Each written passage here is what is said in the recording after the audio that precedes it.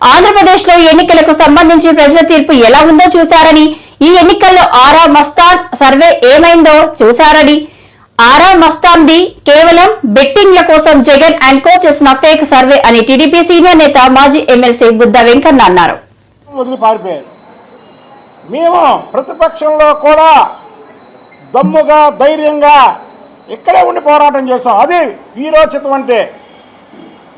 వీరోచితం అంటే ప్రతిపక్షంలో కూడా పోరాడినోడు వీరోచితం. కానీ ఎన్నికల కౌంటింగ్ అవగానే వెళ్ళిపోవడం, 2 రౌండ్లో కానీ మధ్యలోంచి పారిపోవడం ఏంటిది? అధికారాన్ని అడ్డం పెట్టుకొని ఎవరైనా రౌడీజం చేస్తారు. మీరు రౌడీజం చేశారు, భూములు దోచుకున్నారు. ఇక్కడ ఒక ఆయన అయితే గొల్లపూడిలో ఆఫ్టర్ ఆల్ ఎమ్మెల్సీ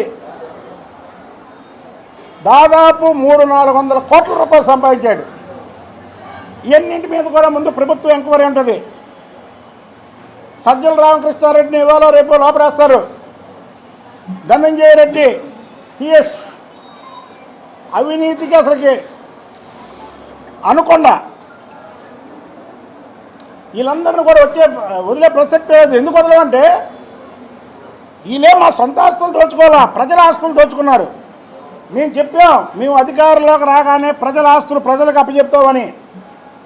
తప్పకుండా ప్రజల ఆస్తులు ప్రజలకు అప్పచెప్తాం. విజయసాయి రెడ్డి ఉత్తరాంధ్రలో ఎన్ని ఆస్తులు దోచుకున్నాడో అందరూ కంప్లైంట్ ఇవ్వండి ధైర్యంగా. నేను ఆ రోజు నుంచి ఈ రోజు వరకు చెప్తున్నా.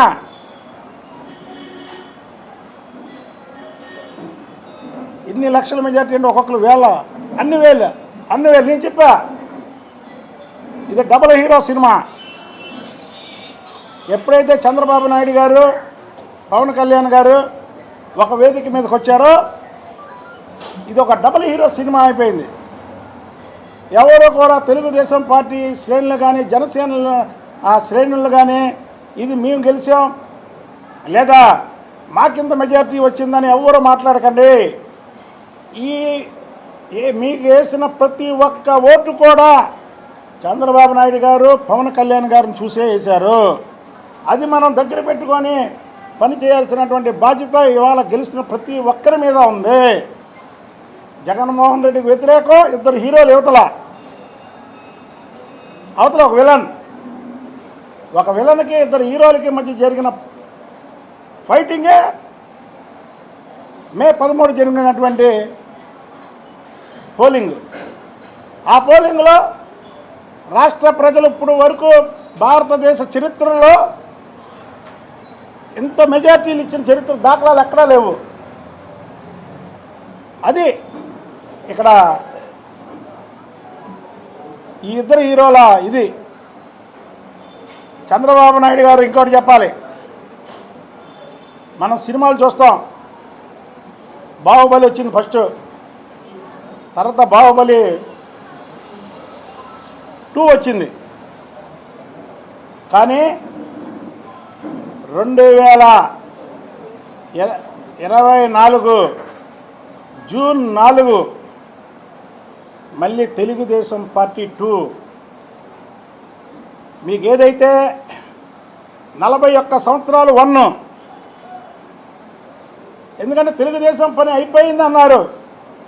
మళ్ళీ తెలుగుదేశం పార్టీ పార్ట్ 2 ఇది. ఇంకో 40 సంవత్సరాల వరకు తెలుగుదేశం పార్టీకి తిరగలేదు. ఇది ప్రతి ఒక్కరూ ఆలోచన చేయాలి. ఎందుకంటే ప్రాంతీయ పార్టీ, ఇదేమీ జాతీయ పార్టీ కాదు. ప్రాంతీయ పార్టీలో ఎన్నో ఒడిదుడుకులు పడ్డటువంటి చంద్రబాబు గారు మళ్ళీ పార్టీని రక్షించి మళ్ళీ టీడీపీ 2.